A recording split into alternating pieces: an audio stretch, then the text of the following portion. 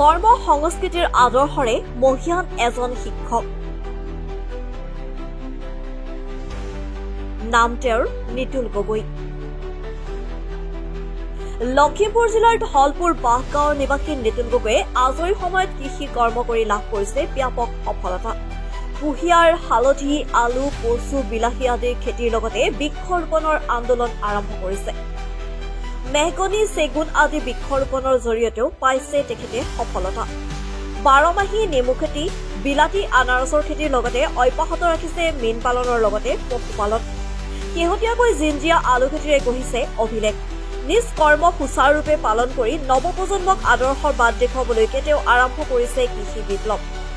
আগবঢ়ালো নিতুল গগৈ কৰ্ম সংস্কৃতিৰ এক বিশেষ প্ৰতিবেদন।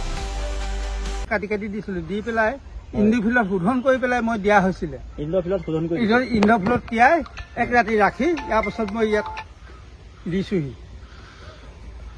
মই নেমু হওক অসমৰ সমূহ ৰাইজক এটাই অনুৰোধ কৰিছো, ফুটছাইৰ লগত গোবৰৰ লগত নেমু গুড়ি দি দিয়ক। তাত কোনোদিন কেউনে নধৰে আৰু পোকে নধৰে। পখিলাই কণী পাৰিলেও পোক তাত সোমাব নোৱাৰে।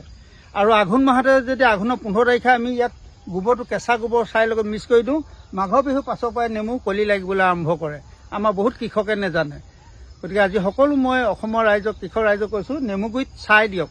গোল নেমুৱে হওক, কাজি নেমুৱে হওক, নেমু গুড়িত ছাই দিয়ক, লগত গোবৰ মিক্স কৰি দিয়ক। কোনোদিন জীৱনত আৰু তাক কেউনেও নধৰে, পোকেও নধৰে। এইটো মই বিশেষকৈ এই খৰালিমহীয়া আলুটো কৰি ভাল পাওঁ।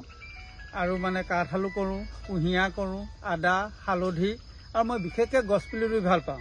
মই এতিয়া বৰ্তমান মেহগনি মোৰ 100 অধিক হৈ গ'ল আৰু মোৰ ঠাইৰ অভাৱ। ইয়াৰ বাদেও মই আম পুলি ৰুই বেছি ভাল পাওঁ। আম বৰ্তমান এতিয়া অসমৰ ৰাষ্ট্ৰীয় ফল বুলি ঘোষণা কৰিছে। গতিকে আম মই কেইবাঠাইতো ৰুইছোঁ।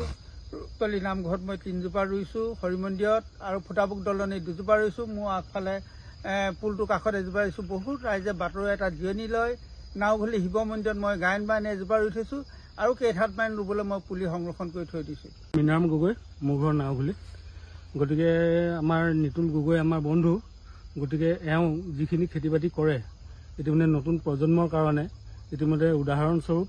গতিকে এওঁ ঘৰলৈ যদি মানুহ কোনোবা কথা পাতিবলৈ আহে, এওঁ ইতিমধ্যে বাৰীতহে লগ পোৱা হয়। আৰু তেওঁ স্কুলৰ সময়ত স্কুলৰ কাম কৰে। ইতিমধ্যে লগৰ বন্ধু হিচাপে আমি ভালকৈ জানো। গতিকে স্কুলখন খুব ধুনীয়াকৈ চলাই মেলি আছে। আৰু তেওঁ স্কুলৰ পৰা আহি ৰাতিটো প্ৰায় খেতিতে লাগি থাকে বুলি ক'ব পাৰি।